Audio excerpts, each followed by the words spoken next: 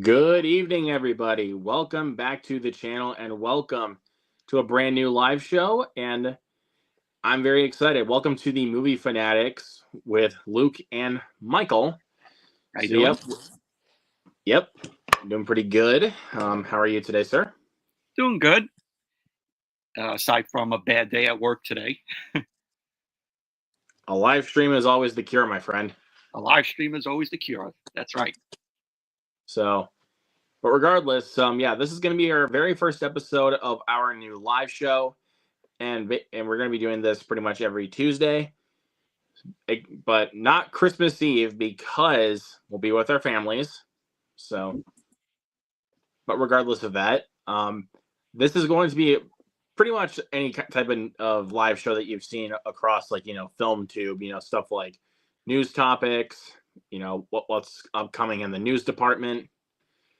So if you guys are interested in all of that, make sure you subscribe to the channel and turn your post notifications on so you never miss a post. Turn on that bell.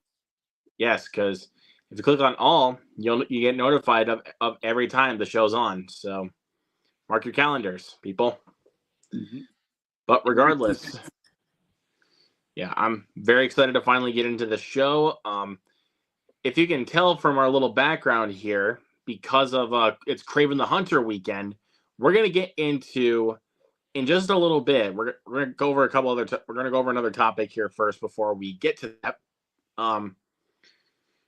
We are gonna be talking a little bit about Kraven the Hunter. So keep your eyes peeled with where we're going. So let's see. Let's hit the comments. We already got a couple people in here. We got V with Drew. Drew, what's up? What's up? And Ethan says, I'm really digging the idea title Movie Fanatics, the first one on the dot. Thank you very much, Ethan. I really appreciate it. So took us a bit to come up with a name, but we got it decided about a couple weeks ago. So we're all set.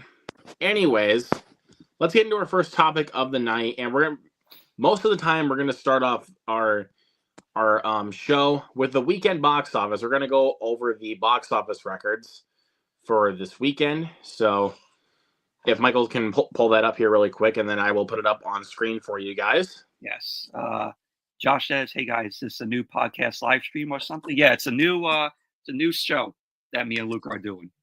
Yep, we talked about this last month and figured we finally get it to fruition. Mm-hmm. So anyways, right yep. So thank you, Josh, for stopping by. By the way, man, it's always good to see you. Thank you, Josh. And Judd's in the chat as well. So thank you very much for being here. Hey, Judd. Okay. All right. So now I'm getting this from IMDb. Of course, I always get my top box office from IMDb. And okay. Just waiting for it to. This is the box office for this. All right, let's pull this up on. All right, guys, let's pull this up on screen. Let's see what we got here today. So coming in at number 1, we have Moana 2. With, of course, it should be no surprise for you guys that Moana 2 is number 1 still at the box office. How much did it gross over this weekend there, my good sir? $302 million. That's the total gross, but the weekend gross, it made $51 million. Total gross, I think total gross worldwide is like about $600 million. Yeah. So it's crazy that this film is actually making the money that it is. I mean, I'm not surprised because the first Moana is like probably the most popular Disney movie of all time because apparently it's the most streamed movie on Disney Plus. So yeah. I never seen Moana though. It's good. I actually do think it's actually good, but sequel's nowhere near as good as the first one.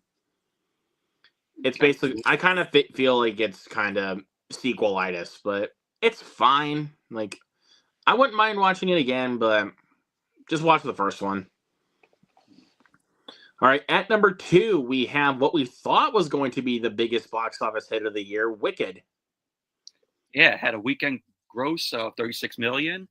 Total gross, it was $325 million in its third week. And how about worldwide that we've got? Isn't it like about 400 million? probably about 400 million. Yeah, but It seems about right, but actually. Wicked is awesome. Wicked is awesome. It is a masterpiece, in my opinion.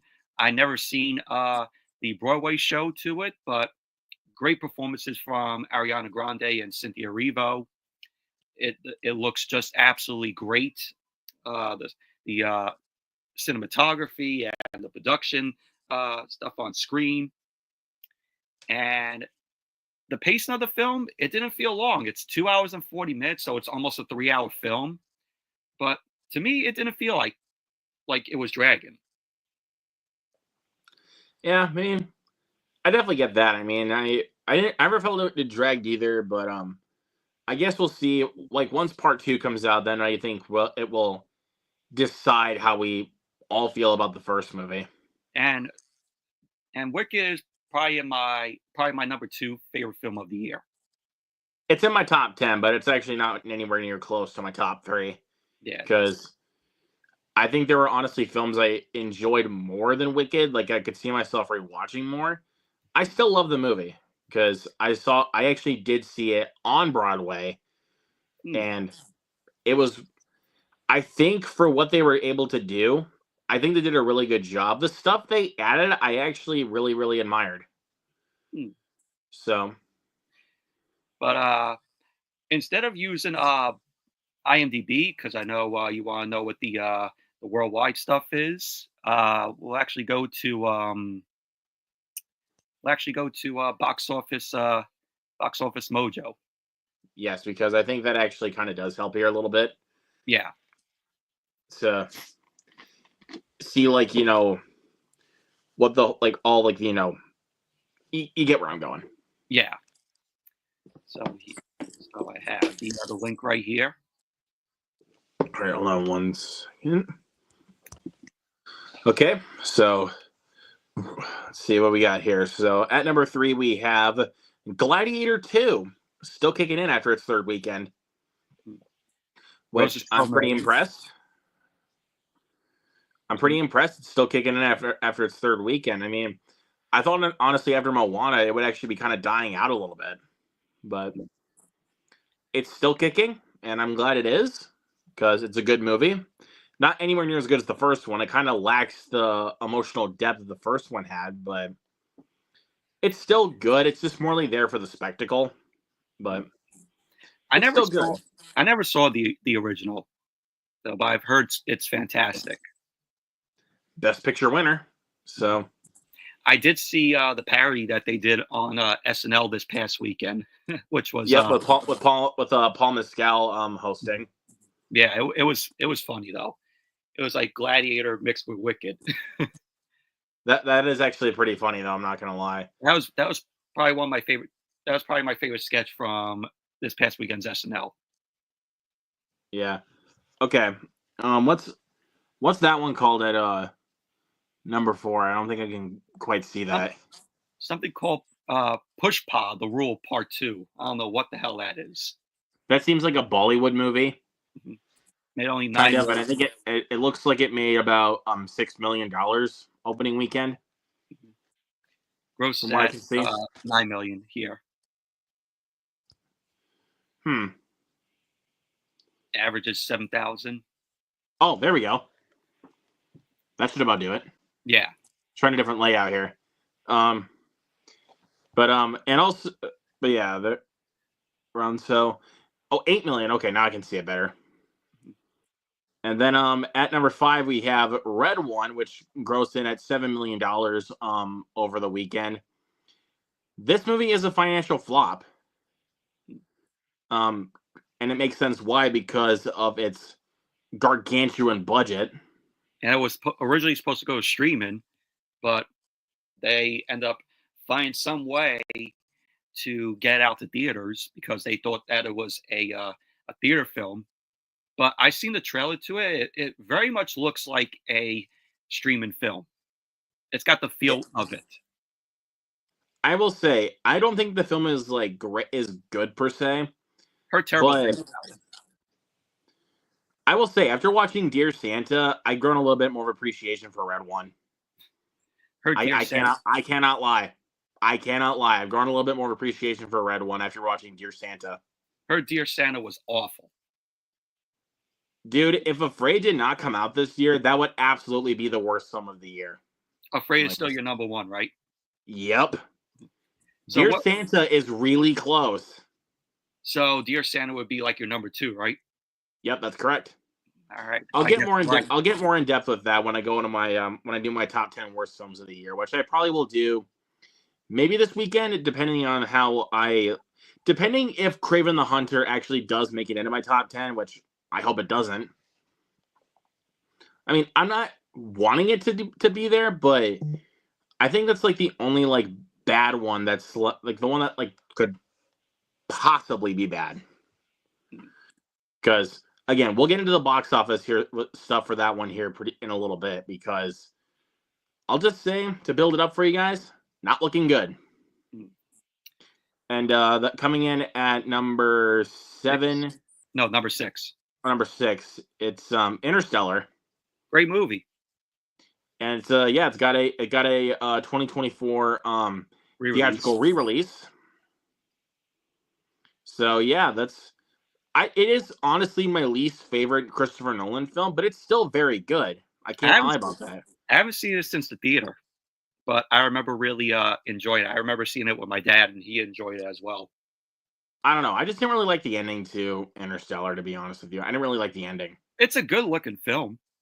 Beautiful, like beautiful looking film. I think honestly, out of all of Christopher Nolan's films, I think it's actually his best looking film besides Oppenheimer. Great performance by Matthew McConaughey. All right. Hey, Michael Entity is in the chat. Michael Entity, my boy, is in the building. What is going on, man? It is good to see you. Hopefully, we can get you on the show soon. Yeah. So hit me up whenever you can. Anyways, let's go to number 7 here. Solo Leveling Reawakening. I don't know what that. Oh, that's an anime. Yeah, Jared. No idea what that is. We'll skip over that. And then number 8, we have For King and Country, A Drummer Boy Christmas Live, which I did not see. My theater did get that last weekend, but I did not bother because I had no interest, and I'm not a For King and Country fan. I mean, I can appreciate their music because, I mean, I liked Unsung Hero, but I just didn't really have interest in their concert film. Now, I'm no surprised by the next one. I knew this film would flop. Y2K, and this movie only had a $15 million budget. From what I read on the internet, it had a $15 million budget, and the reviews have been mixed. I've been hearing more negative now than positive. But yeah. When I heard that, I'm like, I'll wait until it comes on. I'll wait till it comes on 4K. It's actually getting a VHS through the A24 shop, which I definitely want to get on.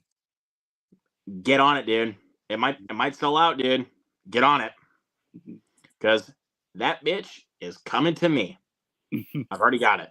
So it only made $2 million, which stinks, man. Like I said, it only had a $15 million budget. So yeah, it is a flop. Big flop for A24. Which stinks, though, dude. I really wanted to go see that in the theater over the weekend, because it was honestly the only film last weekend I was even looking forward to. Same, but I think why it's flopping is because there's no marketing and there's less showings of it at theaters. Well, and plus this weekend there's going to be less showings for it because of Lord of the Rings: The War of Rohirrim and Kraven the Hunter.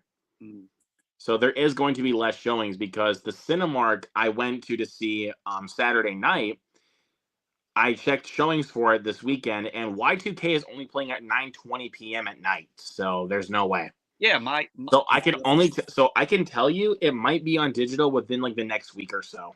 Yeah. My theater, my Alamo Draft House, has it at one screen at like 8:00 and then one at like 10:00. Like this week, I think it's like a 10:00 showing, and next week it's like at like 8:00, like that. So there's only one showing of Y2K, and it has a very fun premise. I love the premise. like I always like to think of it as if like what if Y2K actually was like an apocalypse? And now, guys, I was a kid when Y2K happened. I remember the hype for it as a kid, and everybody was saying, "Oh, well, all the computers are going to go down. It's going to be the end of the world. Like the Phones compute are gonna-" like have you ever met people like by then like who thought that that um computers were just going to take over the entire world, like Terminator? No. Like, then this film is basically like if people thought that, that's probably what happened. Mm. Like, and I still I sorry, struggling for words here. I saw Heretic in the theater. That's another A24 film. I got the trailer for Y2K and I was like, bro, I want to see this in the It, theater. it looks funny though. It looks, dude, it looks freaking hilarious. Like, seriously, like, it's like, oh shit, a Tamagotchi just drove through a chick's head. And Or it's about not. this, or It's how not. about that, or how about like that gold dude on the TV on the computer screen that looks like the freaking lawnmower man. If you guys know what I'm talking about, like, And sorry it's got. guys, I It's got. guess you're fucked. And it's got this guy's favorite, his girl Rachel Zegler in it. Can't go Yes, wrong with that. I can't go wrong with that. I mean, that was like I actually kind of thought that was going to be the draw for them for my theater to get it though, because they got her previous two films, Songbirds and Snakes and Shazam: Fury of the Gods. Like she's in both of those movies, so. But my theater wasn't open by the time West Side Story came out, so there's that. But I thought that was going to be the draw for them, but no, that didn't work. It is what it is, but when it does come to digital, I already have it pre-ordered, so I can watch it right away. And then at number 10, we have the best Christmas pageant ever, clocking in at $1 million. Another flop for Lionsgate. They have had a terrible year. That film's actually been in theaters for about a month now. I But didn't even know it was out for a month. don't you remember me sending in the group chat when I went to go see it last month? Oh yeah, that's right. God damn it, Michael. Yeah, I did. So I did see the best Christmas pageant ever. It's pretty good. It's not one I would throw on every year, but it's a solid movie. It's a nice little charming film. There's not really much else that we can discuss here, but next up we got like werewolves. I've heard people talk about this. I'm actually excited to check out werewolves. It looks fun. I mean, The Purge, but with werewolves. Fuck yes. It And sounds then interesting. The Order, which I've been hearing a lot, which I've actually been hearing a lot of good things about. And then got some other weird stuff in there, and then go down to Venom: The Last Dance, which I think actually just had its last weekend in the theater. Mm-hmm. Yeah, it's coming out to 4K in January. Yep, I already got that steelbook pre-ordered. Mm-hmm. That bitch is coming to me. That movie actually had a really good run in the theater. Really did. And I'm happy it did. But yeah, that's kind of the rundown for all of the box office and stuff. There's your film, Hundreds of Beavers. It's I thought it was really funny, but it's not like a classic. It's not like a comedy genius classic like some people make it out to be. I've seen better comedies than that one. Yeah. But yeah, that's about it. That's about it. So yeah, not too terrible for box office this weekend. I mean, yeah. Just wish that Y2K would have made more money. But I want to shout out our boy Mike, if he's watching.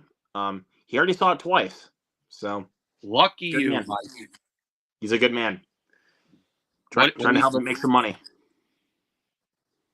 He's a good man. So, anyways, what did he think of the film? He really liked it, actually. I think he gave on Letterboxd. He gave it a 4 out of 5. All right. I have to And check it out. funnily enough, on the freaking Letterboxd, because if you have Patreon, you can switch posters. He has the one that has Fred Durst on it. Oh, wow. Fred Durst is in the movie, so. And like when I saw that, I was like, no way. No freaking way, dude. I have to watch this. Anyways, let's get into our next topic, our next news topic for tonight. We're going to be taking a look at the Kraven the Hunter opening weekend box office tracking here. Because I want to shout out our buddy Noah Kaser if he's watching this. Shout out to you, man. What's up, Noah? He was supposed to be on tonight, but he had to work. Yep, work got in the way. So, we're going to be taking a look at what we found out earlier today about the box office tracking for Kraven the Hunter. And here we go. So let's take a look here. And it says on Variety, so credit for them, Kraven the Hunter aims for week $15 million opening weekend. And let's take a look here. Let's try to see what we have for the budget here for Kraven. It seems like I'm pretty sure it's about $100 million at least. Let me see here. Let me scroll down. Does not say. Does not say. Let's see here. No, wait a minute. Go back. Wait a minute. Thought I saw one. Oh, that's Lord of the Rings. Lord of the Rings apparently has a $30 million budget. Let me go to Wikipedia here. See what the budget of Kraven the Hunter is. It has a budget of $130 million. I was close. Yeah. So yeah, about $130 million and $15 million. I think it's just domestically. If I could be wrong, but yeah, $15 million domestically. That is a horrendous opening weekend, and apparently it's going to be doing worse than Madam Web this opening weekend, which is Madam Web only had a $15 million debut. But apparently for this one, it's going to be worse.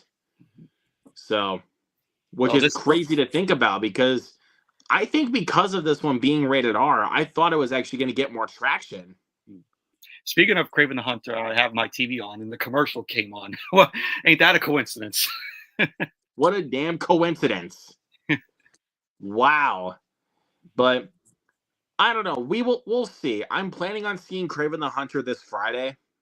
I'm probably gonna wait until after Christmas, maybe, to see how it does, to see the reviews. I don't know. What I'm kind of expecting for reviews, like Rotten Tomatoes at least, I'm kind of expecting at least mixed to bad. That's kind of what I'm expecting though, because I'm trying to think of like the previous Sony Spider-Man universe movies. Morbius. Venom did not do Venom was mixed, but it was actually kind of morely bashed by critics when it came out. But it did good. But it did good at the box office. Venom Let There Be Carnage was morely mixed, and it still did pretty well at the box office. Morbius was slammed by critics, and it bombed. Yeah, which that's a guilty pleasure for me. I despise that movie. Madam Web, which is actually a guilty pleasure for me, bombed. Madam Web bombed, and it looks like Kraven the Hunter is going to bomb. But Venom: The Last Dance did a pretty good job at the box office. So, and I'm pretty happy that Venom did a good job. So, hey, our buddy Zach Attack Reviews is in the chat. We're gonna hit the comments here. Souls Trenchcoat, how are you doing, sir? And Zach Attack Reviews is in the building. What is going on? Good to see you. Viewer Drew says, I think Kraven the Hunter is a movie that will at least be enjoyable. It can't be worse than Madam Web or Morbius. I don't think it can be. Considering it's going to be rated R, so there's a chance maybe that it will be at least somewhat decent watchable. But I don't know. One fear that I do have with Kraven the Hunter is that it could fall into the trap of like something that was previously PG-13 and then turned rated R, and it didn't turn out very well. You know, stuff like the Hellboy movies, the Guillermo del Toro ones were PG-13 and they were great, and the new one was rated R and was not good at all. That's because you didn't have Guillermo del Toro behind it. And there was a lot of studio interference that went behind the scenes, apparently. Well, it's Lionsgate. What do you expect? I mean, Sony was the one that released the first one. Then for some reason, the second one went to Universal. That's right. And then the Die Hard movies, like where Live Free or Die Hard was PG-13, and it was really fun. It was actually, fuck it, it was awesome. It was okay. I mean, I would say if Die Hard with a Vengeance didn't exist, I think it actually would be the best sequel. Yeah, Die Hard with a Vengeance is probably the best sequel of the films. Well, it actually is my favorite out of the bunch. Me too. It's better than Die Hard 2. Yeah, but I'm just saying, out of the sequels, if With a Vengeance didn't exist, I think Live Free or Die Hard would be the best one. And then A Good Day to Die Hard. I remember seeing that in the theater, and I thought it was just okay. So that film is not a Die Hard movie. Like, if you think about it, it is not a Die Hard movie. Like, it's just John McClane taking a nap and just waiting for his paycheck to arrive. And it's basically, it doesn't even. I think it's feel like he's just handed over to his son. Like a and that movie has so many logical problems. Like, look, I know there's movies where it's like just suspend. You got to suspend your disbelief. When it's like that one, if people tell me to suspend my disbelief watching that, I'll be like, no, I can't, because that's not Die Hard. Would I ever watch the movie again? No. I just found it. Sure, they make John McClane invincible in Live Free or Die Hard, but that's more fun. Honestly, like Live Free or Die Hard is just more fun than A Good Day to Die Hard. Exactly. So, yeah, and then that one was rated R, and that film did terribly. It bombed. It was terrible. And then or Alien versus Predator. Like, the first one was PG-13, and then and it was fine. And then the second one was rated R, and it was an absolute abomination. I heard. I don't know if you said it was the first one or AVP Requiem that it was too dark. That was Requiem. That's Requiem. You cannot see a damn thing in Requiem. The lighting is so freaking dark, you can't see anything. But so let's go ahead and get the comments here. They're really piling up. Yeah. Del Toro reinvented Hellboy in a sense. Yep. Yeah. I agree. I haven't seen, and I've also read some of the Hellboy comics, and I felt like with what they were going for in the Del Toro films, they're pretty accurate to the comics. So, I haven't seen the first one in years, but I remember really enjoying the first Hellboy. The second one I haven't seen, though. I think you'd really like the second one. I do think the first one's better, but the second one is awesome. I'm worried about the Rhino and Kraven the Hunter. We'll see. We'll see. We only got a few more days. I completely forgot Rhino was going to possibly be in Kraven the Hunter. We'll see. We'll see what happens. Hey, another red flag that Kraven the Hunter has that could make it be bad. It was supposed to come out last year. But if Rhino is going to be in it can't be so over the top as Paul Giamatti was in Amazing Spider-Man 2. Which that's honestly one of the only times where I didn't like Paul Giamatti. I am the Rhino. Fuck that. I'm sorry. When I saw that in the theater, me and my friend were just laughing at his performance as the Rhino. So yeah, Soul Trenchcoat says Die Hard 3 is awesome. Thank you very much for that. Live Free or Die Hard is awesome. Die Hard 3 is my favorite. It's my favorite as well. Die Hard 5 is abomination against cinema. I 1000% agree. Why can't Rhino be a big guy from Brooklyn in a Rhino suit? It's that simple, guys. Moving on. Let Sony that. Moving on. Die Hard 2 is fun. I agree. It's all right. Fake trailers on you. I'm not sure about any of the fake trailers of what's going on with that, but whatever. I haven't seen any of the fake trailers. Thank you, Zach. Thank you very Zach. much. Everyone, listen to Zach, please. Go Like this stream. Go subscribe to Zach Tech Reviews. Check him Yep, out. and also please subscribe to our channels if you guys can. They turned Rhino into a Power Ranger in Amazing Spider-Man 2. I don't know what they were thinking with that. I'm sorry. Yeah. But so, in conclusion with this topic, Kraven the Hunter, it's gonna perform poorly, but I just want to read a few of here. It says it's okay, targeted paltry 13 million to 50 million from 3,200 theaters. It's opening weekend. It could contend with February's misfire Madam Web for the ignominious distinction of the lowest start among Sony-produced Marvel adventures. Of course, it's going to be R-rated. Kraven cost an upward of 110 million to produce. It was greenlit for $90 or $90 million, but ballooned after last year's writers and actors strikes, which ended up being considerably more than the $80 million price tag for Madam Web. It's crazy to think about. Because, like I said, Kraven the Hunter was supposed to come out last year, but it got infuriatingly delayed. Yeah. And it said also this weekend, of course, Lord of the Rings, The War of the Rohirrim is aiming for single digits in its opening weekend. And it carries a modest $30 million budget. That's terrible. So this weekend's not looking good. I think people are just waiting for Sonic. Yeah. I think Lord of the Rings is going to open at number 1. And maybe Kraven the Hunter will probably open at number 2 or number 3. Give or take. I think Moana's still gonna be king for box office over the weekend because a lot more people are seeing that. But I guess we'll find out when the weekend's said and done.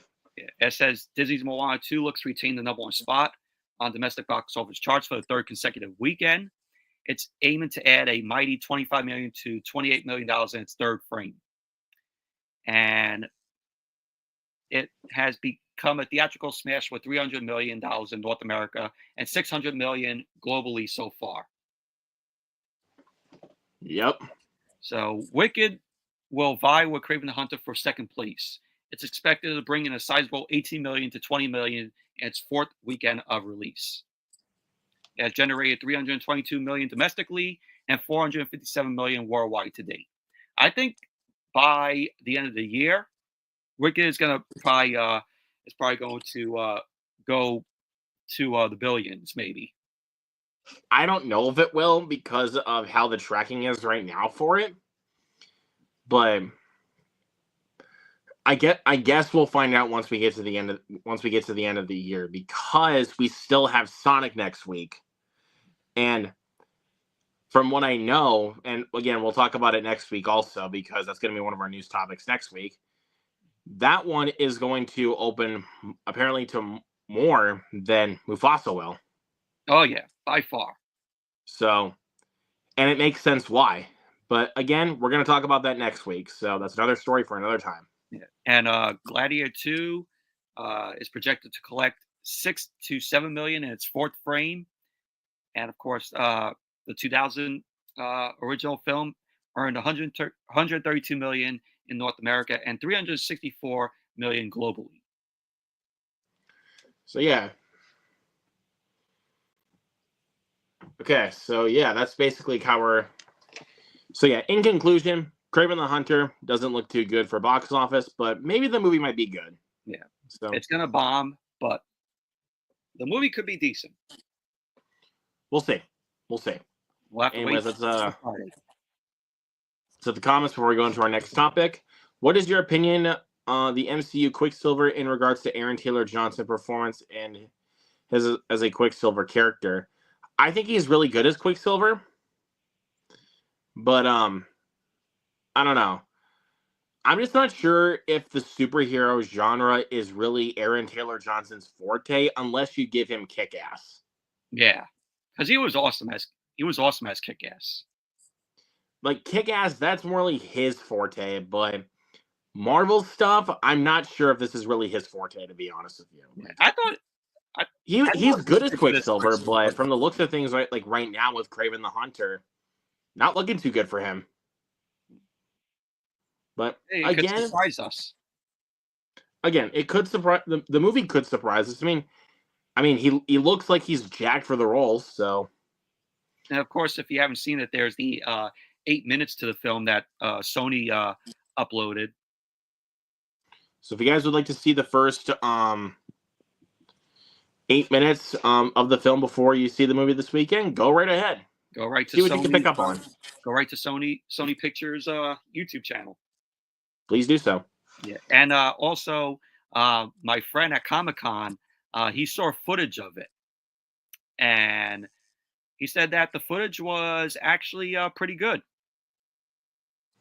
Okay, so might have a chance here with these movies. I mean, this has potential to be the best one out of the bunch, though, because it is rated R. Mm-hmm. But again, as I stated earlier, it could fall into that trap that I was talking about earlier. So we'll see. We'll see what happens. I don't want him to fall into that trap that we talked about earlier, but again, because of it, I could see it happening. Dark Room Reviews. Joel's in the building. What's going on, Joel? Good to see you. Aaron Taylor Johnson, Quicksilver was good, but Evan Peters was better. I agree. Oh, here we go. Did a jump. Yep, everybody hit that like button. Thank you again there for that, Joel. I liked Evan Peters' Quicksilver, but better, although Aaron's was a little more accurate. That's fair. That's definitely fair. But anyways, let's go ahead and move into our next topic of tonight, which is upcoming movies in December. So even though we're 1 week in, we're still going to go over some other movies that are coming out this December that maybe people like us have interest in. Mm-hmm. So right now on IMDb, okay, to their release calendar, we're going to start right here. Okay. Upcoming week, December 12th. Just waiting for it to pop up here quick. Waiting for it to load. Mm-hmm. Okay, here we go. Okay. Okay, let's pop it up. Here we go. Oh, come on. All right. So, like we said, we already talked about Kraven the Hunter. So we already said our piece about it because we talked about the box office tracking. So we can go ahead and move on. And it has Russell Crowe in it, so. Yeah, I mean, it's got a pretty decent cast, though. You got Aaron Taylor Johnson, Russell Crowe, Ariana DeBose. We'll see. Mm-hmm. And the 13th, we got Lord of the Rings, The War of the Rohirrim. Yep, The War of Rohirrim. I don't care. I'm not the biggest guy on the Middle Earth franchise, but I mean, the 3 Lord of the Rings films are fantastic. I'm not going to deny that, and I think the first 2 Hobbit films are great. Battle of the Five Armies is okay, but these films are not my cup of tea. Yeah, they're not my cup of tea either. I can still acknowledge the legacy for it, and I can acknowledge that they're great films. They're just not films they tend to revisit. Yeah, to me, like when I watch the trailers, I mean, they look, visually good, but they're boring to me. They look just boring. Yeah, they're not your thing. I know people are probably going to cuss you out in the comments, but who cares? I don't care. Go ahead. It's again, art is subjective, y'all. It's our own opinions. Exactly, we're allowed to have opinions. You don't have to agree. We respect what you got to say. But we can at least respect like why people love the Lord of the Rings films. But like you said, not your cup of tea. So, and then we have September 5, which again, I'm going to shout out Mike. He saw last night for a secret screening. I've heard it's good. I've heard it's good. I did see the trailer for it online. I saw the title for it, and I was like, let's see what that is. And I was like, this actually looks really good. I So didn't see the trailer to it. it looks good. I mean, I'm hoping to check it out here soon. Anyways, let's keep going. I don't know what the last one is. Like Trap City. No idea what the hell that is. Let's see. Let's see who's in this. Brandon T. Jackson. Rapper caught in drug tirade becomes overnight sensation with viral hit song. Facing prison, he must choose between his rising fame and testifying against a dangerous criminal. Yeah, I'll pass. Yeah, I don't know. Sounds like a direct-to-video kind of movie. I'll pass on that. Yeah. Anyways, let's go to next week. That weekend is going to be a big weekend. The big weekend of Sonic the Hedgehog 3, baby. Absolutely my most anticipated film of this month, for sure. Same. And I'm seeing that film over Mufasa. I'm still going to see Mufasa, but if I were to if I had to pick one that I would see multiple times, it's Sonic. Like it has to be Sonic. Like I mean, I'm going to see Mufasa either way though, because I liked the Lion King remake, even though it was a shot for shot remake. Still, it looked beautifully stunning. And I think Mufasa could surprise me. I mean, look, visually the film looks good. I will give it that. Visually the film looks good. The story, I can give less of a shit about. I'm not interested in the story. We will see. We'll see what happens. But I don't have much faith in Mufasa. But Sonic, the trailers have been great. Yeah. And I will say in the second trailer that came out not too long ago, I wish they didn't reveal that Robotnik was going to be the main villain again. I wish they didn't reveal that. Yeah. Oh, because that is a plot reveal. Yeah. There is no budget for Mufasa, but they said that it will cost in excess of 200 million. I actually looked into that. I looked into that, and it said for Sonic it would be 120 million. But Sonic is going to do good. I mean, look, people are talking more about Sonic. They're more excited to see Shadow on the big screen for the first time, voiced by none other than the man himself, Keanu Reeves. Whoa. You're a colorful bunch. I know Kung Fu. The more you talk, the harder I want to hit you. And I'm like, yes. I mean, does it just sound like Keanu Reeves? Yes. Yes. But he's still technically being Shadow. Yeah. So it's like I can't really complain. Yeah. And I've always been a fan of Sonic. I enjoyed Sonic when I was a kid, played the games, watched the cartoons. Well, I think the Adventures of Sonic the Hedgehog cartoon, which I know a lot of people hate, but it was a fun cartoon. But, yeah. And the first two films are a lot of fun. Mm-hmm. And I mean, I love both of them, honestly. I love both of them as a Sonic fan. Yeah. And the first one's not really anything like the games. The second one's I give the second one more because of the fact it's more accurate to the games. In all honesty. But I still love them both. And Jim Carrey carries those films as Robotnik. And I think he's gonna carry it again, no pun intended. And this playing two roles. And this might be his final film. And he only said he would come back for this if it was a good script. And from the looks of it, it is. Yeah, he might retire after this performance. But I also think he just loves playing this character so much. And I'm like, I can't blame him. He's great as Robotnik. It's like when you see him as Dr. It takes me back to the glory days of Jim Carrey and what he used to do for comedy. The Mask, Dumb and Dumber, Ace Ventura, Cable Guy, Liar Liar, The Grinch, stuff like that. Yeah, like that was like his forte of comedy, and you got to be happy that Jeff Fowler, the director of all three of them, was actually able to let him bring his Jim Carrey-isms into this franchise. I feel like the movies that Jim Carrey has done, the directors are just like to him. Oh, just do what you do. Just go out there and do what you do. But Jeff Fowler is actually letting him do it. Like, letting him do it. Like, come on, Granddaddy-O, we've got dirt to do. Like that, Like, that's... When you hear someone like that, that's totally Jim Carrey.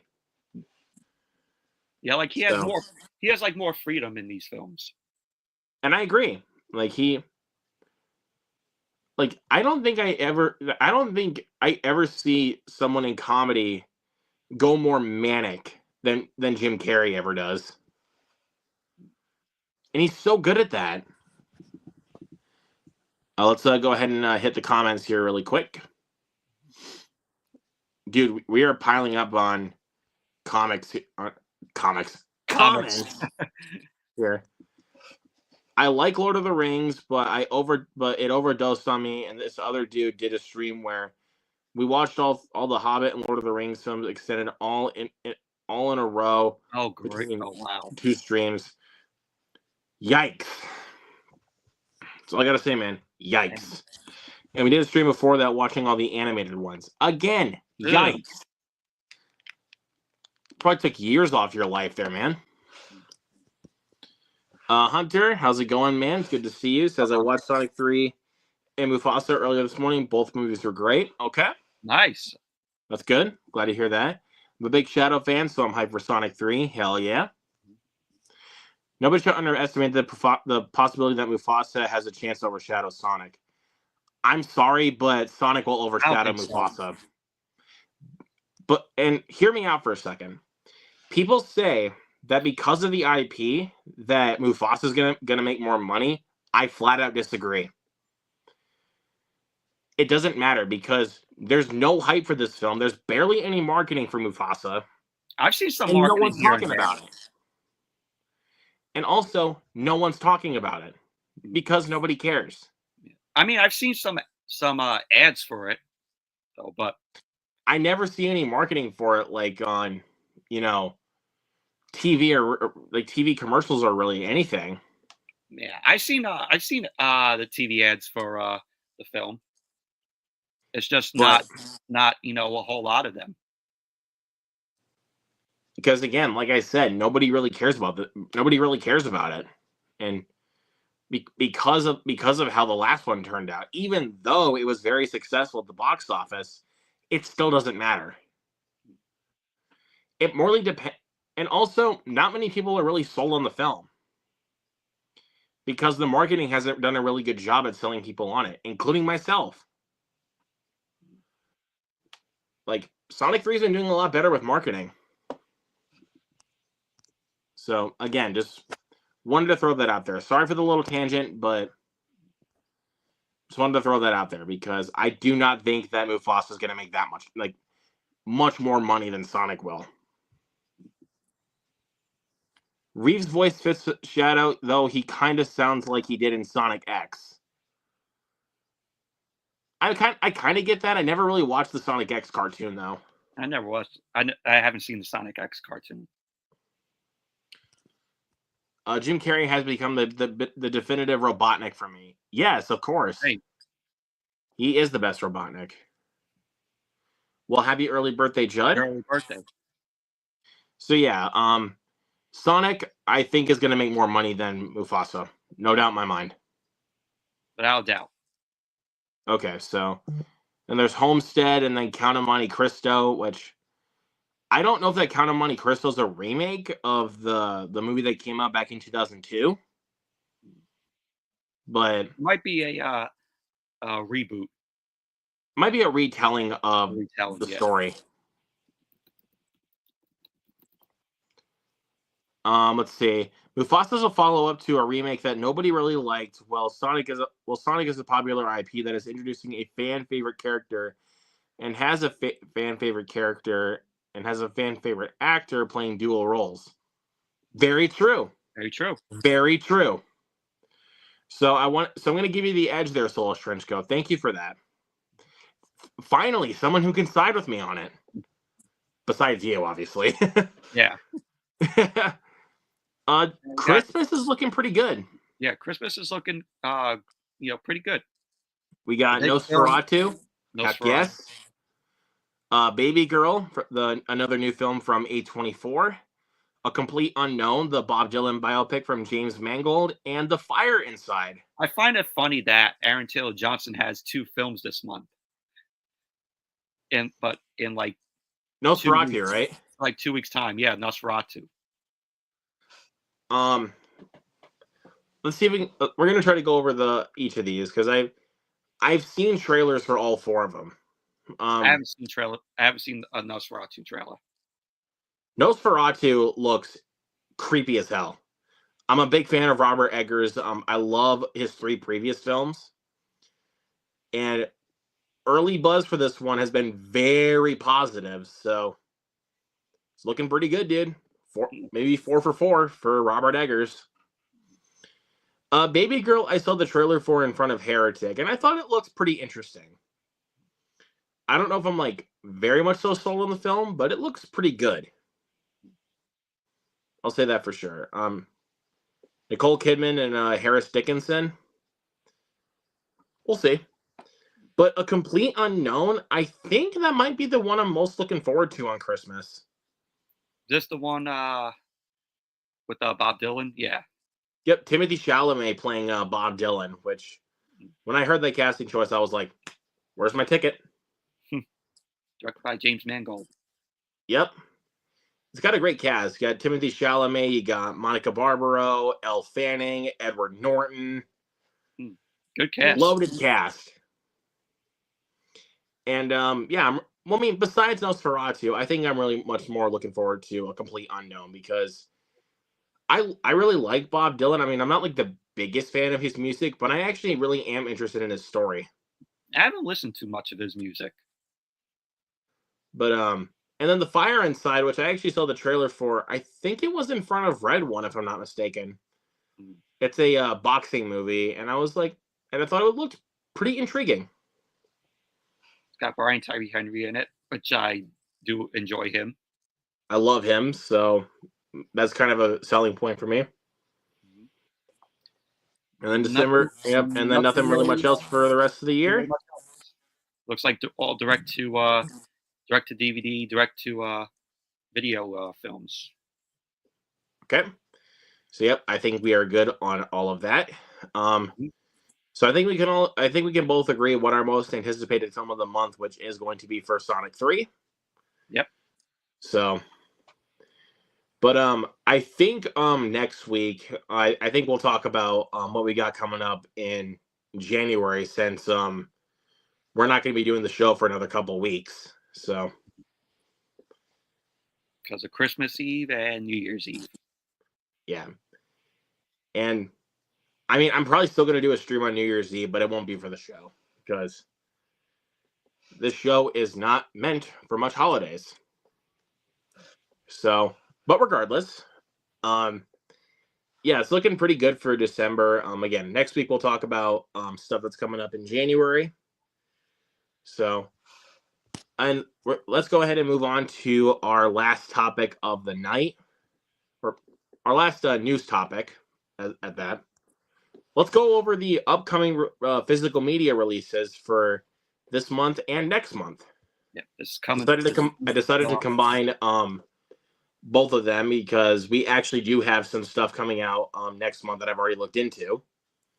It's coming out. So coming from Blu-ray.com. Blu-ray.com is a great site to check out, for reviews and also upcoming physical media.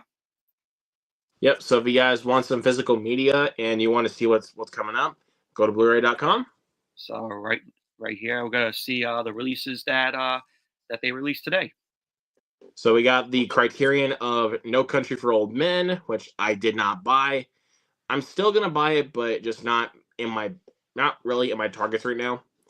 Never seen. Then we got some new 4Ks, like a couple of Shout and Scream Factory ones here. We got Ted, Riddick, and Silent Night, Deadly Night.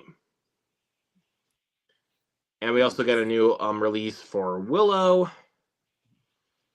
And I see we got a new re-release steelbook of Interstellar. Interstellar, yeah.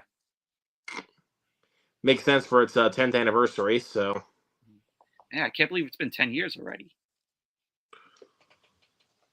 yep. So that. And it's still the same design as the regular Blu-ray steelbook. It's only at Walmart Steelbook. I didn't even bother checking, to be honest with you. And plus, I didn't have time today, so. But regardless, let's go ahead and see what we've got coming up next week, which is actually looking pretty good. There you go. All right. So we've got a 4K from Arrow for Demolition Man. Which I have not seen. I haven't seen that film. You should check it out. It's stupid as hell, but it is really fun. Then we got some more new 4Ks. We've got. Is that a Monty Python movie I see there? Or am I hallucinating? This one right here, The Searchers. I don't think that's Monty Python. No Monty Python film. I'm hallucinating. And then we got Seinfeld, the complete series. I'll hang on to my DVD set. And then we got The Faculty and The Holdovers. Both on 4K. I never seen The Holdovers. Well, we're watching that Saturday, so get prepared. But yeah, The Faculty I'll be picking up because I really enjoyed The Faculty. It's one of my favorite Robert Rodriguez films, and it has a good cast. Elijah Wood, Jordana Brewster, you got Usher in it. And I know that this was supposed to come out last year, but unfortunately they had to take it off the release for some reason. So, yeah, I'm glad that's coming out. Okay, thank you, Souls Trenchcoat, for correcting me. Searchers is a John Wayne Western. Thank you for correcting me. I didn't quite get that for some reason, but it is what it is. Then we got Transformers 1, which I will be picking up. I thought that film was fantastic. Absolutely one of the biggest surprises of the year. I thought the film was going to be terrible because of the trailers, but man, was I wrong. Was I so wrong? And I think I might get the steelbook for that. I need to get that steelbook. We got Stir of Echoes 4K, which I have the Blu-ray of it, but I never watched it. But I've heard very good things about the film. It's a really cool, like, ghost movie. It's more like into the paranormal side of it, but it's really good. It's more a little bit like Sixth Sense, but different, right? About so, I'd say. Yeah, they came out the same year. That is correct. And then I see we got Far and Away coming out to 4K. Never seen it. I know it's got Tom Cruise, but yeah, Tom Cruise, Nicole Kidman from it's a Shout Select release. Yeah, that's always cool. We got Joker Folie à Deux. We got Luke's favorite film. We got Luke's favorite film of the year. Fuck you. I will tell you. I'm just going to tell you this. I'm going to own it only on Blu-ray. Not buying it on 4K because the film is terrible and it doesn't deserve a 4K in my house. The first one is always going to exist to me. This sequel. If you know the ending to this one, it completely defeats the point of the first film. All right, so then since you said, I'm like, fuck this movie. Okay, but yeah, it's not good. And then Terrifier 3, which I already have my steelbook pre-ordered, and it got delayed. Great. He's going to be ordering 3 or 4 copies of this film. I've kind of slowed down with duplicates, so I'm only gonna be getting 1 copy. Oh, I am shocked. I am so shocked. I'm slowing down with duplicates this time. He has duplicates of Terrifier 2. But that's only because I found because 1 copy was sent to me. I found the steelbook for cheap, and then I went to Best Buy and found the 4K. Are you getting this steelbook? Yep, I have. That's the steelbook I have. So that's the steelbook I've got pre-ordered. So there's And can't that. forget, we got Immaculate Coming out to We got 4K, Immaculate. which I am gonna stick with my Blu-ray. So I don't really feel like I really need the 4K. I'm gonna stick with my Blu-ray. We got Snake And then we Eyes got on Snake December Eyes 31st coming in out from Disney. Kino. Yeah, I remember seeing this film. I thought it was pretty interesting. It's a Brian De It's Palma honest. I film. think it's honestly one of the better films that from Nicolas Cage and Brian De Palma. It gets hate. I don't know why. And then isn't that Internal Affairs? Let me go back. Yes, that's Eternal Affairs with Richard Gere and Andy Garcia. I might buy that actually. I've been really interested in that movie. Rumpelstiltskin 4K. Yeah, so we got some more stuff from Kino coming up, so that's pretty Kino's awesome. Kino's been pumping it out with all these. I need to buy The Hunted on 4K from Kino. They just released that on 4K recently. Going into Anyways, the first week let's of go ahead January. and look into January. Got 7 getting a 4K. I'm gonna stick with my Blu-ray. Never seen 7. I think you should watch. I think you should get the 4K and check it out for the first time. It's so good. Sanctum we got. Sanctum, and then yep, and then isn't that Drag Me to Hell that's a 4K. steal for Drag Me to Hell. Oh boy, Yeah, which Michael, do you regret buying me that 4K now? And You regret that now because the steelbook's coming out now?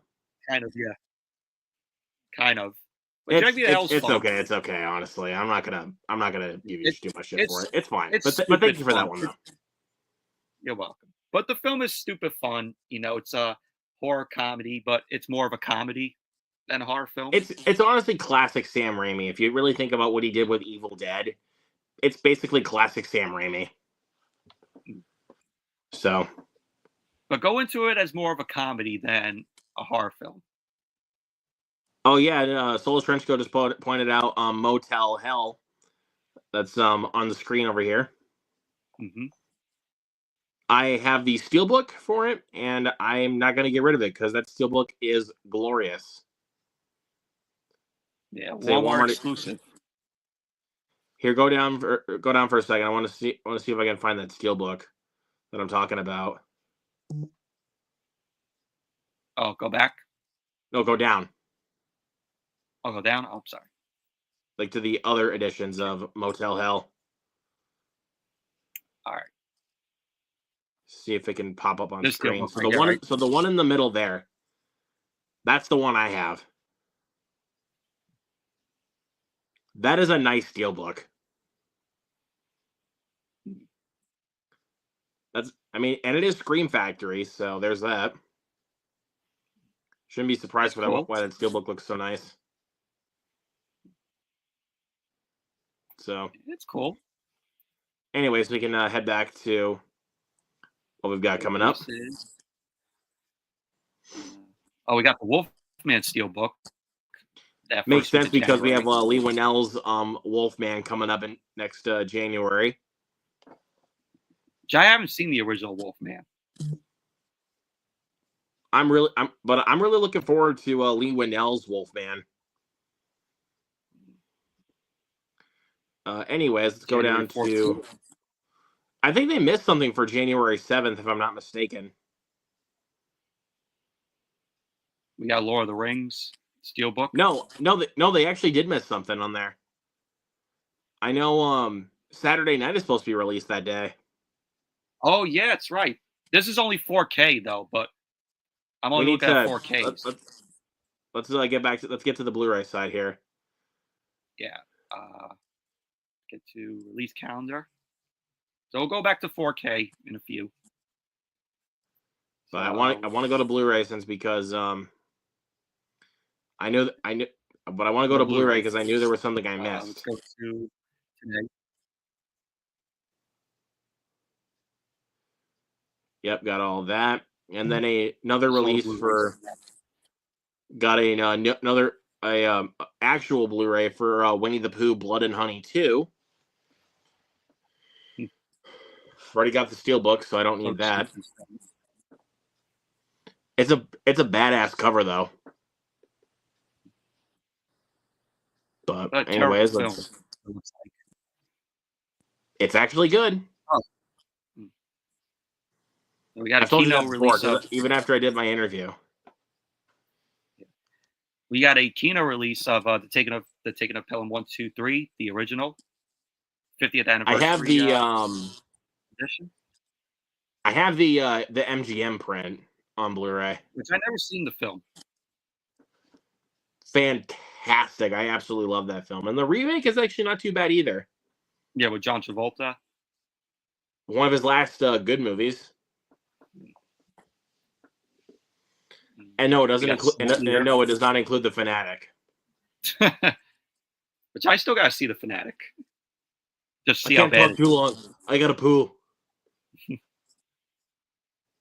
All right. So yeah, we already gone through the rest of these. Just see if we missed anything. Not really much that I can really think. Oh yeah, Hellboy: The Crooked Man. Mm-hmm. That's getting a Blu-ray, which I actually enjoyed. Yeah. The Piece by Piece. That one was good. I enjoyed that one too. I don't care for it.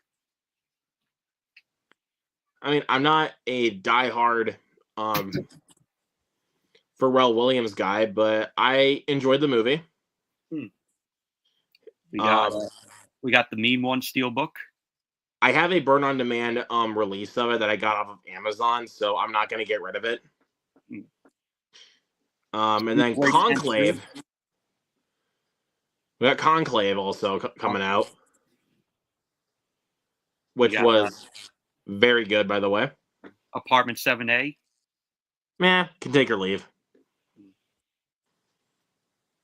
Then we got the Sleepaway Camp sequels coming in there, which did not like Sleepaway Camp 2 at all. But the first Sleepaway Camp I actually thoroughly enjoyed. But regardless, let's keep moving. We got Absolution. Liam Neeson. Oh well. Keep her moving. Yeah, nothing really much else that we can pick up on here. Yeah, nothing really. Into January. Let's go over to that. I'll open up another link for. There we go. So we got Saturday night right there. I literally just watched that again yesterday. Underrated. Such a good movie. Very good movie. I mean, Lauren, 90 minutes of live television by a group of 20-year-olds who never made anything. Do you ever stop and wonder why they said yes? A counterculture show starring total unknowns with zero narrative and even less structure. Are you that fucking arrogant that you never even question this? Like, when I heard that, I'm like, dude, he's not playing. Like, he's like, dude, he doesn't want this. Like, Lauren knows that Dick did not want the show to fail. But he knew that the execs at NBC wanted it to fail. But, man. Saturday night, very good movie. Yeah. If you're a fan of SNL, it's in my top 5. Definitely check out. Yeah, it's in my top 10, like my top 5, top 10 maybe of the year. It's definitely my top 10. So, anyways, let's we already took a look at the rest of them over here, so let's go ahead and head down. We got Chinatown getting a new 4K, which is interesting. Once Upon a Time in the West. Reindeer Games. Oh boy. Have you seen Reindeer Games? I have not seen Reindeer Games, but I have it on Blu-ray. I have the director's cut, but I have yet to watch it. And you said that the 4K does not come with a director's cut, right? The Blu-ray comes with the director's cut. I was saying the Or, 4K. The 4K, no, it's the theatrical cut.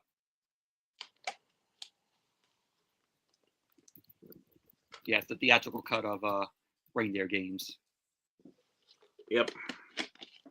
I might still get it though, honestly. I thought the film was okay. But I'd like to watch it again. Yeah, only the 4K has the theatrical cut. The Blu-ray has the director's cut. All right. So if you want the director's cut, you have to get the 4K with the Blu-ray, or just find the regular Blu-ray, just by itself online. Anyways, let me go up here quick. I'm gonna hit the comments here. Demolition Man is brilliant. It's a good movie. Mr. Milne, thank you. Thank you so much for your kind words, man. For congrats on launching the new show. Thank you so much, man. And we're already kicking, man. We're doing great. We'll have you on the show at some point. So yeah, Zach, hit us up whenever you'd like to be on the show soon, man. Still got to see Far and Away. Hunt is awesome. Motel Hell is fun. I don't think it needs to be in 4K, but it's fun. OG Wolfman is good. Sleepaway Camp 2 is better than the first one, but it's not for everybody. I disagree, but fair enough. Let's see, yeah, not really much else to go through here from the looks of it. Icons Unearthed Marvel. That's a like a docuseries on Marvel. Hmm. I've seen Icons Unearthed. It's on Vice TV. It's pretty cool. Got Incubus. Incubus, yeah. We have our favorite movie title, The Mother and the Whore. I don't know how that's a title, but good thing. But glad they pulled it off. Yeah. Criterion release. Anyways, yeah. So that's January 14th. Let's go to the 21st. So we got Kill Bill 1 and 2 with the 4K treatments. Never seen the films. Also, I think, yeah, that's Jackie Brown. Yeah, Jackie Brown, 4K. Yep. So Tarantino's getting some 4K treatments. That's pretty cool. The Substance. I will be getting that. I will be buying The Substance. Me too. I enjoyed the film. Very crazy film. It's in my top 10. Not anywhere near close for me, but I mean, it's mainly because it's one of those films that the more I think about it, I start to like it less and less. Because of its runtime. Not just that. I don't know. I think it is mainly because of its runtime, but it's also one of those films I don't know if I'll watch again. But maybe sometime down the line, if I'm bored, I'll probably put it on. But yeah, and Margaret Qualley is smoking in that film for sure. And then John Carpenter's Vampires. We're getting some more Scream Factory titles next month. Which I might pick that up because I know you said it's very good. It's a good movie. It's one of the best. I think it honestly is the last great John Carpenter movie. I'll tell you that much. And then Last Voyage of the Demeter, which I might buy. I don't know if I will, but heard it was good. It's really good. April Fool's Day. Right there on 4K. Yep, and then go back up. And then Smile 2, which I already have pre-ordered. That's a creepy looking steelbook. That's Ray Nicholson, by the way. That's on the cover. Jack Nicholson's son. He looks a lot like Jack Nicholson. That's creepy as shit, though, dude. Yeah. Even though he only has that 1 minute of screen time that you do see him in, that's in the trailer. But man, that's a creepy smile. Like, and then we got Orca, and then Venom: The Last Dance. We talked about Venom: The Last Dance. I have that steelbook pre-ordered because it is the best of the three. I agree. It's better than. I forgot. Thank you, Soulless Trenchcoat, for pointing this out. Summer Rental. Oh yeah, Summer Rental and a Blu-ray. I might get that. I mean, I haven't seen that film all the way through, but I have the DVD, but I haven't watched it though. So may get the Blu-ray. I might get that. I don't know. Anyways, we can go back down. Yeah, I Body see that we Parts, have 4K. Body Parts on 4K. That's a film that I want to check out because Luke told me how how good it is because of its interesting premise. It's a great dude. It is a great premise. Like, so I think that's kind of the reason why I've been getting people sold on that one is because of the premise. And I think you did a really good job with that. And then we got Azrael, Samara Weaving. Mm-hmm. We got Here. Robert Zemeckis film, which is good. I do like. All right, but it's good. I'm glad some people have this as their number one of the year. I don't quite understand that, to be honest. so it's definitely good, but it's not like how people made out to be saying, "Oh, this is terrible," and all. Most people, yeah, a lot of people said it was terrible, and then there's some people that say it's like the best movie of the year, and I'm like, I can't. I disagree with both sides. I think it's good. I seen the trail to it. I'm like, it looks good, but it doesn't look like one of the best films of the year. I will admit that it's very, very experimental. Like, I have to give it credit for that, of how experimental it is. You know, it kind of reminded me of a little bit of that film Cloud Atlas that Tom Hanks did with Halle Berry, that the Wachowskis directed back in the day. I think I may know what you're getting at. But yeah, there's that. But yeah, we got that one. There's another release right there for Last Voyage of the Demeter. Mm-hmm. Is that a steelbook? No, it's the regular 4K. It's a collector's edition. Oh, that's the Yep, exclusive to the exclusive Screen Factory cover shop. and 2 exclusive posters. That's a nice cover. I may have to go on Shop Factory and get that. I may have to get that because that is so dope. I'll check out the film. Yeah, I know it bombs. I thoroughly enjoyed that. Then Rumors, no idea what that is. The Grifters. Elevation. Let's see what else we got down here. The Primevals. What the hell is this? Primevals. Oh, it's a Full Moon feature. Primevals. Oh, it's from Full Moon. Yeah, definitely not like the. I don't know if it's really like the good stuff of Full Moon. Yeah, I don't know what. Yeah, it has 2 movies and 3 cuts of the film. It's strange, but anyways, let's head back. Come on, let's go. We got a Jack Chan film, A Legend. I've not even heard of that, but anyways, let's keep going. Return, no idea what that is. Know these films. Not really much else crazy with that, but anyways, let's keep looking. Yeah, you try to get people to buy that with that cover.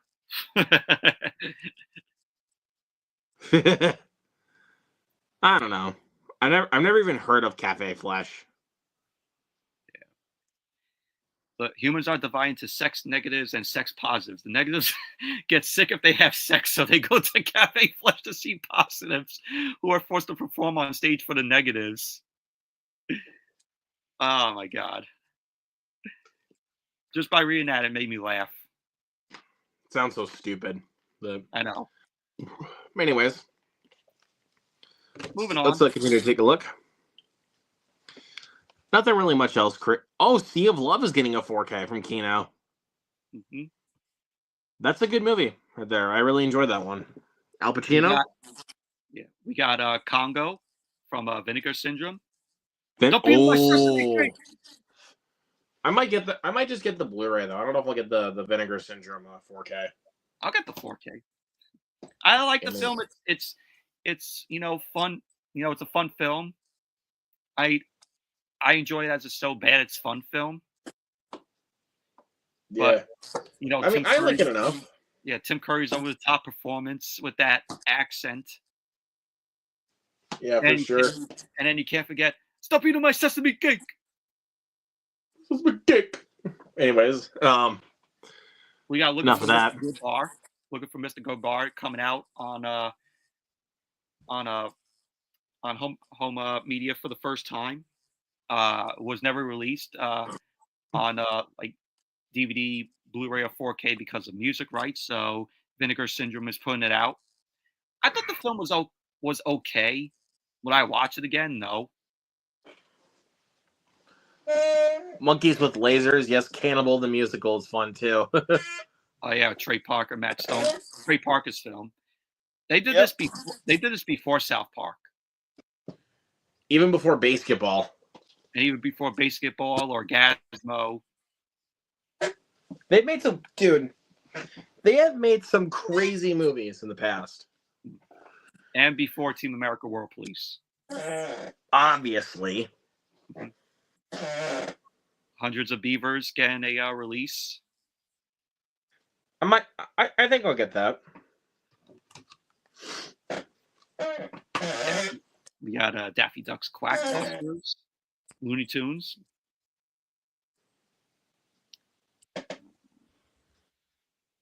Last Witch Hunter 4K. The Diesel. I will stick with my Blu-ray.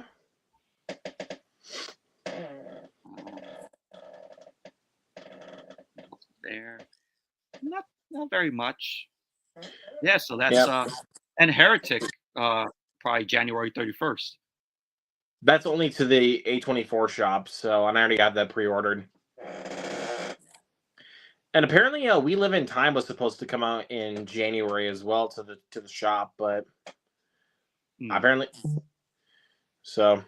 But regardless, that's about it. Let's see if we missed anything on the 4K side. Let's take a look here.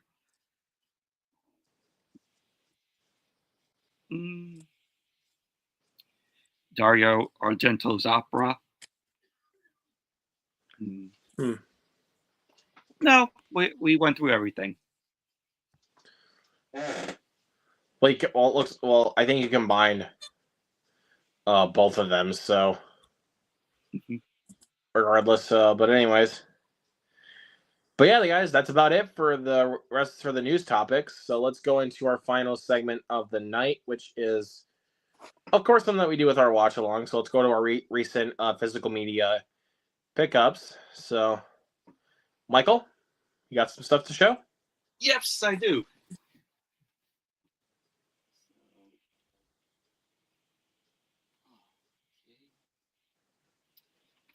All right, so I got these to show off.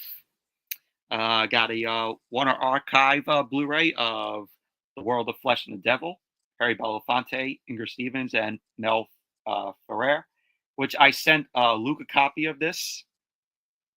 Haven't gotten it yet, but I think I should be getting it within a couple of days. It'll be coming Thursday. Okay. But good movie. Think of it as The Last Man on Earth and I Am Legend, but with a nuclear holocaust and 3 survivors. All right. And it's set in New York. All right. Good movie, good performances. Really enjoy it. All right. And then I got this underrated film, which I seen the trailer to, and it looks interesting.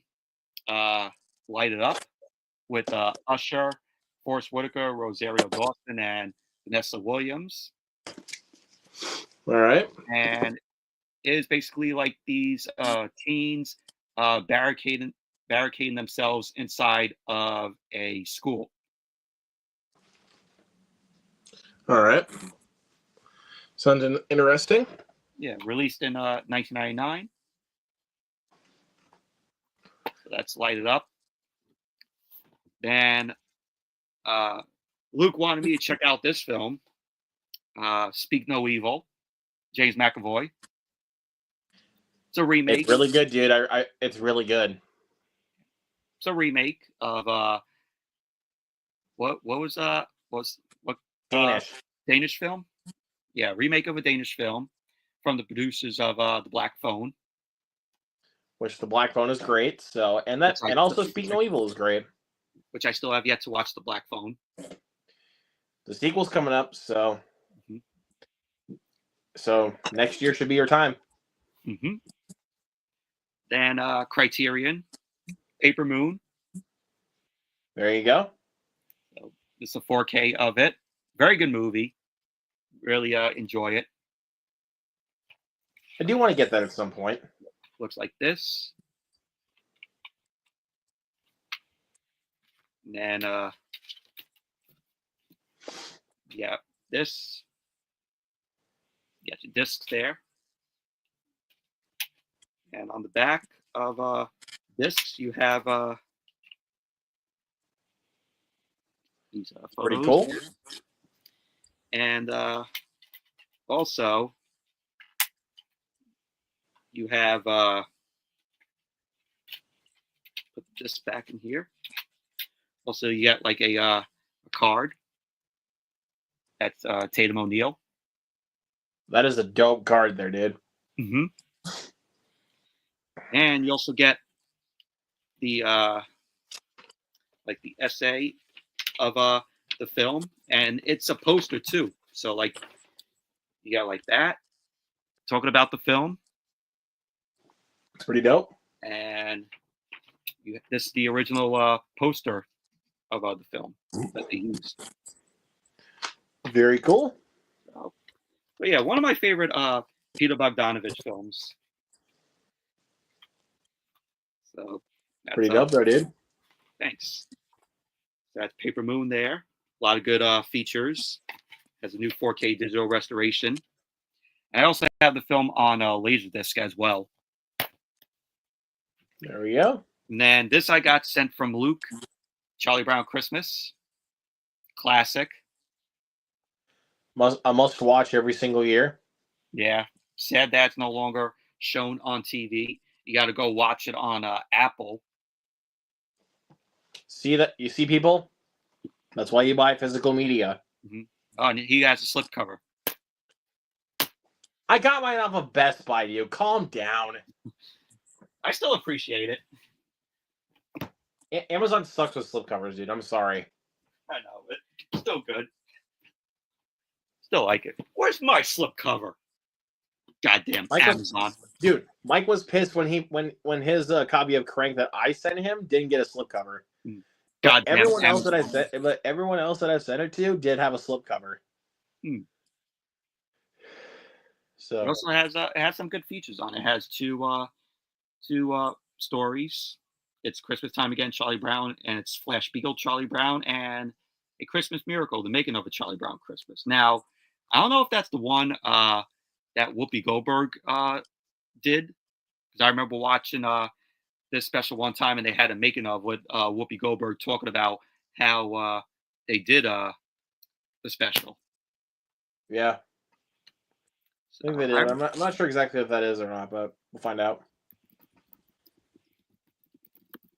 All right. Yeah, just want to make sure. Because I really did like that. I really did like that making of. Moo, meow, whatever. Yeah. All right. And then the crowd laughs at Peppermint Patty, and she goes, "And a partridge in a pear tree." So Marcy hooks her off stage because Patty's playing a sheep in the play. Then I got The Shape of Water, Guillermo del Toro. Been wanting to check this out for a while. I think only the really only good reason to check it out is because it is a Best Picture winner. It's got Sally Hawkins, Michael Shannon, Doug Jones, Octavia Spencer. It's a good movie, but it's definitely not one of my favorite Best Picture winners. You said it's kind of overrated. I think it is overrated, honestly, but it's still good, but a bit too weird for me. But I do like that Guillermo del Toro, when he made the film with the creature here, he got inspiration from a creature from the Black Lagoon, which I really enjoyed. And it is practical makeup, so Yeah, which I really enjoy that film. yeah. So and like I said, it's practical makeup, so No CGI. mm-hmm. And this one, Luke told me to watch. Another recommendation from him, Sisters, Brian De Palma film, which I did review on my channel. Very good movie. Filmed out here on Staten Island, where I live. There you go. So they film. I seen when I was watching the film, the locations of where they filmed, and they filmed it right near where the Staten Island ferry goes, like a little around there in St. George. It's pretty awesome there, dude. It was actually filmed pretty close to where you are. Mm-hmm. But good movie, underrated Brian De Palma film. So, but a lot of good features. Has the book in here, just talking about the film. The big giant ass booklet. Yeah, and I liked who was it? I'm blanking on her name. I like Jennifer Salt as the one who lives next door, and she sees like the killing happen, and then she goes to like the cops and says, "Oh, I saw this happen," but the cops don't really believe her. Margot Kidder. Margot Kidder is the one that was Lois Lane. Lois Lane. Yeah. Way before she played Lois Lane in Superman. At least a couple of years before she played Lois Lane, I think. Yeah, this came out in 73 or 72, because like it said that it came out in 72. Some say that it's 73, but it's I think it says 72 on the Criterion. No, it says 73 on the Criterion right back there. Oh, that's weird. Yeah, so maybe about 5 years before Superman, because Superman came out in 78. Yep, that's correct. Yeah. So yeah, Margot Kidder way before she was Lois Lane. Way before she became well known as Lois Lane. I think before Superman, that was the movie that put her on the map for sure. Yeah, but it wasn't until Superman that they really put her on the map, though. For sure, but I think that was the one that helped her. But I think Sisters was the one to help her get her career on track. Mm-hmm. But may she rest in peace, Margot Kidder. Okay. Anyways, continue. That's all that I have. That's it. Mm-hmm. Did you say that Mike sent you something though? Oh yeah, Mike sent me 2 things with the Secret Santa, but unfortunately, he sent me a picture. They delivered it right outside to my house, and then I went to go check out this morning to see if it was down there, and somebody porch pirated it, or I thought that my neighbors took it downstairs mistakenly, but I asked them and they didn't see anything. So yeah, my Secret Santa gifts from Mike got porch pirated. Wow. Because around this time, some people are porch pirating stuff, because it's Christmas time. So I guess people are just wanted to take whatever they can get. But I reached out to Mike, and he said he's hopefully going to get his refund. And then try to get this all fixed up and probably send it back over. Yeah, because my sister said if that happens, just contact Amazon and let them know what happened, and they'll probably send it out again, but for free. Yeah, they'll say if you're able to reach out to them, they'll send you a replacement. So yeah. But Mike, if you're watching, thank you though. But stupid pirators. I'm just glad I live out in the country, so I don't have to deal with that. But it is what it is. I guess. All right, so I guess I'll go quick. It's a quiet neighborhood I live in. Yeah, but then there's porch pirators. Yeah. So. But all right, I'll show off my stuff. I got The Night Before because it is the holiday season and I want to rewatch this. I actually do want to check that out. And then one of my favorite comedies of all time, This Is the End. Love that film. That hilarious movie, man. That film is a classic. Hilarious. I saw that in the theater, and I just really loved it. I introduced that film to my friends, and they loved it as well. Oh, I don't know how. A lot of great. In today's climate, though, you can't get away with half of the shit that they pull off in that movie. And a lot of quotable lines. I'm not gonna shoot Emma Watson. I'm coming like that. Yeah. And then I got the Amazing Spider-Man 3D Blu-ray because now I have all the Spider-Man movies now. I saw that at a midnight screening when it was released. Movie's okay. I saw it at an AMC dining, and of course, it took an hour for us to get our food while we were watching that film. So, like, I was like hungry just watching the film, just waiting for the food. Yeah, but movie itself, it's okay. I like it. It's okay, honestly. I'd rather watch that a million times before I rewatch Amazing Spider-Man 2. I'll tell you that much. I like the Amazing Spider-Man 2. I do not, but fair enough. Got some stuff from the A24 shop because I'm an A24 sucker, so I'm buying a lot of their stuff. I did get the Blu-ray for Lamb, which is only exclusive to their shop. Dude, that is a cool cover. Just showing the eye. Is the Y2K VHS on pre-order now? It is. Okay. And it comes with a little booklet showing some of the stuff that some of the behind the scenes.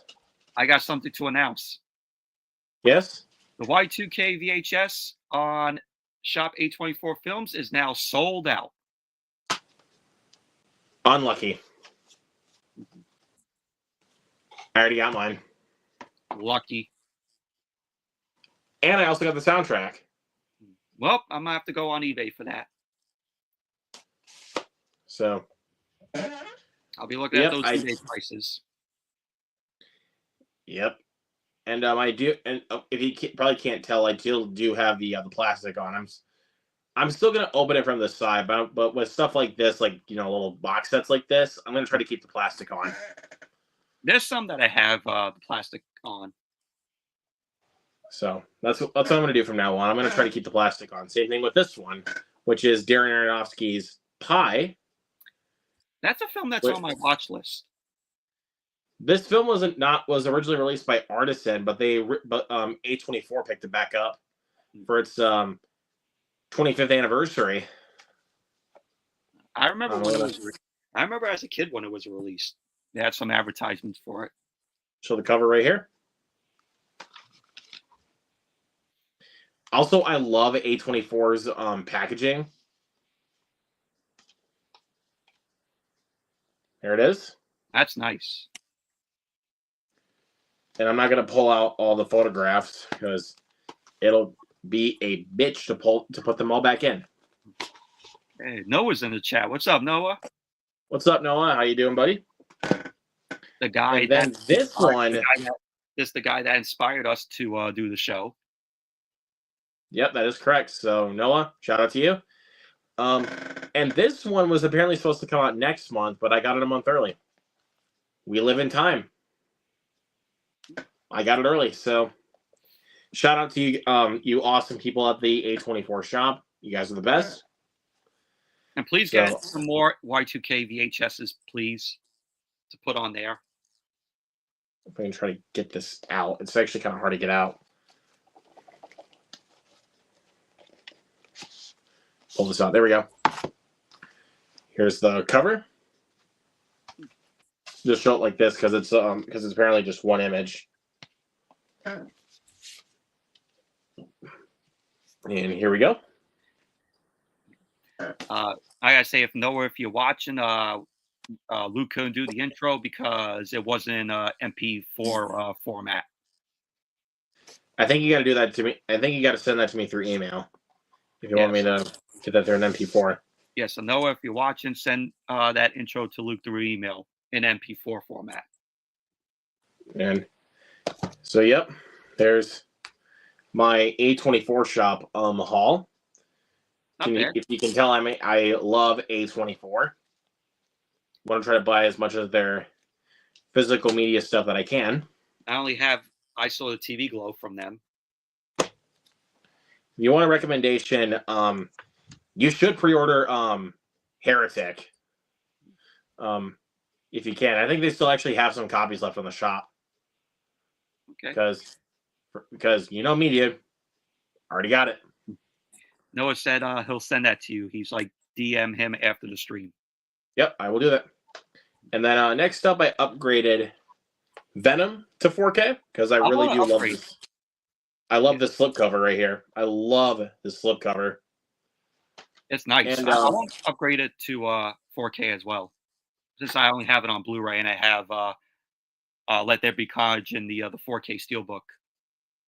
I just had the standard slipcover for Let There Be Carnage, so I wanted to do that for the first Venom and then just get the Last Dance on Steelbook. Because again, it's the best one. And then just got this in, I think Monday. I did. I got this on Monday. The 4K of Ex Machina. This is yet another A24 movie. That was a fun film. But the kick was, though, I didn't notice until it shipped, was that it only came with the 4K disc. Wow. I didn't know that until it shipped. So I ordered a separate Blu-ray disc. I just ordered the disc only. I didn't need to order a separate Blu-ray for it. So, because honestly, if I buy something like this, I want the whole thing with it. I completely forgot Ex Machina was an A24 film. Yep, it is A24, and usually A24 films are not really released on 4K,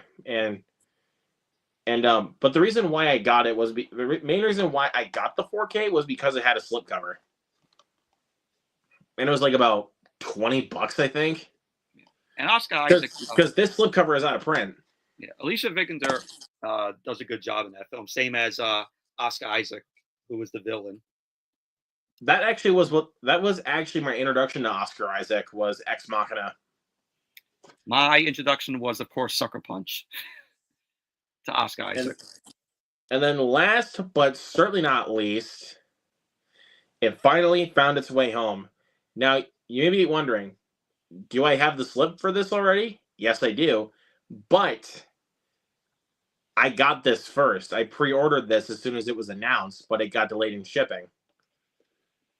And that is, of course, the Alien Romulus 4K Steelbook.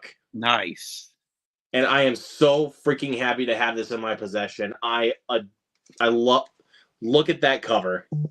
That is cool. That is a badass cover. I freaking love this Steelbook, and I love this movie. I'll check it out because it's on Hulu right now. You definitely should. I mean, you don't have to watch any of the other sequels to understand this one because it takes place in between Alien and Aliens. Yeah, so I had Alien Covenant, but I was like, nah, since you tell me I don't need to rewatch it because it doesn't connect to this film. So I'm like, I'll watch Alien Romulus because it takes place during Alien and Aliens. And I will say, the third act will split audiences. Like, I will tell you that. You're going to go either way on the third act. You're either going to love what they do. Or hate it.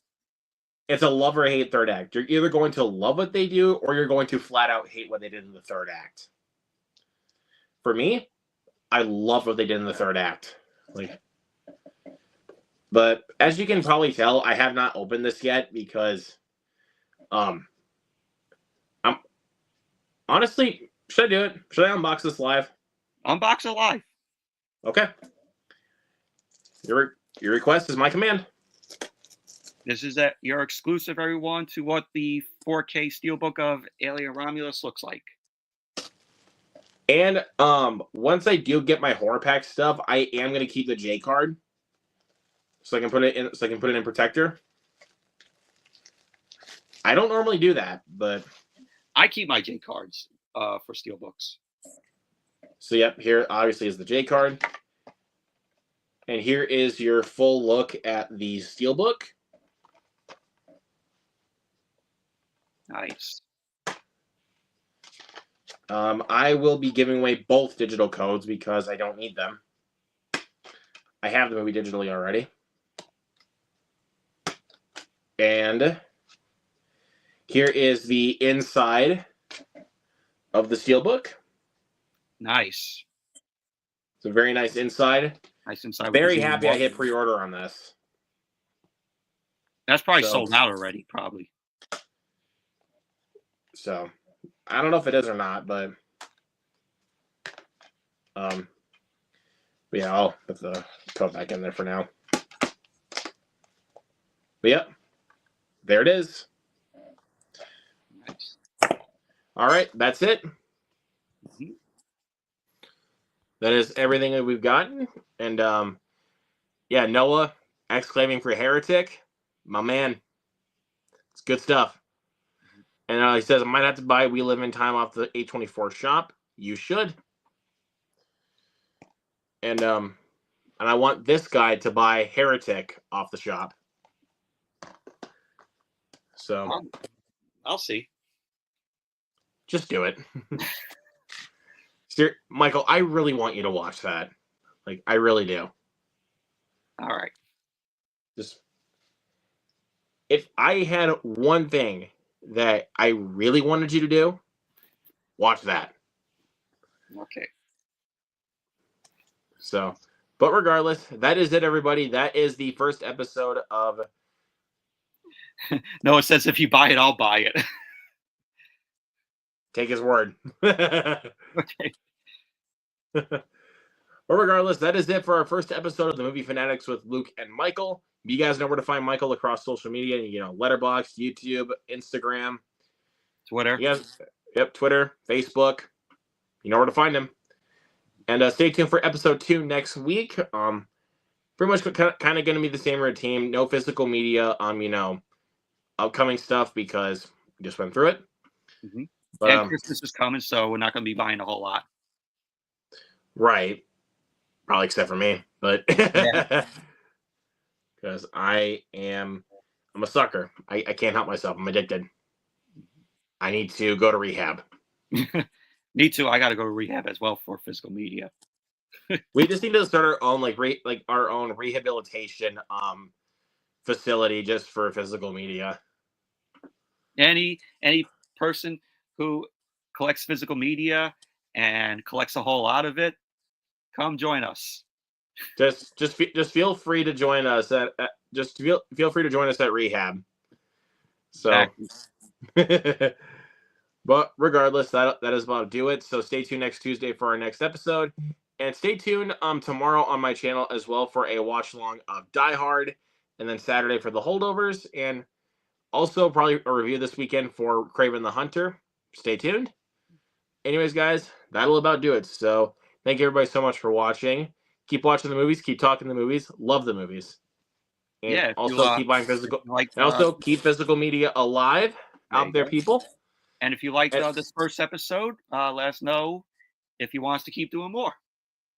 Not just that. Just leave a like, leave a comment down below. Subscribe to the channel. Subscribe to Michael's channel, and we will see you guys in the next one. Peace. See ya.